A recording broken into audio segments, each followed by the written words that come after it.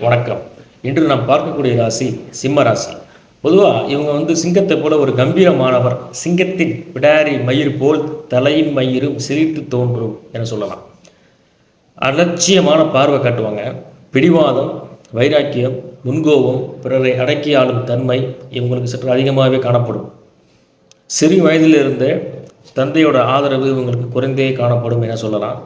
கொடியவன் பார்வைக்கு பகைவன், வானத்து தணிக்கும் நேசமிலா பிறவி, பசி தாகமுடைய துக்கமுடைய தியாகி, பரந்த முகத்துக்கு பராக்கிரமசாலி, ஸ்திரீ புத்தியுடைய கர்வ போகியாக இருப்பான் இவன். மேலும் இந்த கோச்சார புறல் இவங்களுக்கு என்ன சொல்லுதுன்னா, தற்பொழுது மாணவ செல்வங்கள் இவருடைய படிப்பு நல்லாயிருக்கும். தேர்வு எழுதி ஒரு நல்ல மதிப்பெண் பெறுவாங்க. வேலை செய்கிற இடத்துல அல்லது வியாபாரத்தில் பண்ணிக்கிட்டு இருக்கவங்களுக்கும் ஒரு நல்ல ஒரு கணிசமான ஒரு லாபம் ஏற்படும்.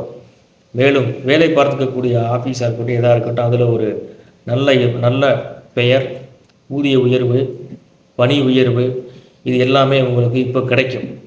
அதாவது யதார்த்தமாக நடக்குதுன்னு சொல்கிறாங்கல்ல, அது மாதிரி இந்த கிரகம் அவங்களுக்கு அமைச்சு கொடுக்கும். இப்போ அதே நேரத்தில் நீண்ட நாளாக திருமணத்திற்கு காத்து கொண்டிருப்பவர்களுக்கும் இப்பொழுது கல்யாணம் ஆகும்.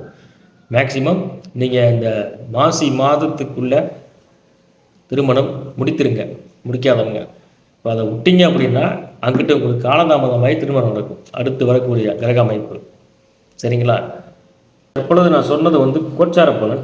இந்த கோச்சார பலனுங்கிறது ஒரு 100ல் ஒரு 10% பொருந்தும். சரிங்களா?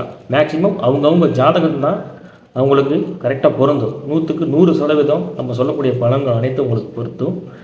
எனவே உங்களுக்கு ஏதேனும் ஜாதகத்தில் ஏதேனும் சந்தேகங்கள் எதுவும் இருந்தால் என்னுடைய நம்பருக்கு தொடர்பு கொள்ளுங்கள். நன்றி, வணக்கம்.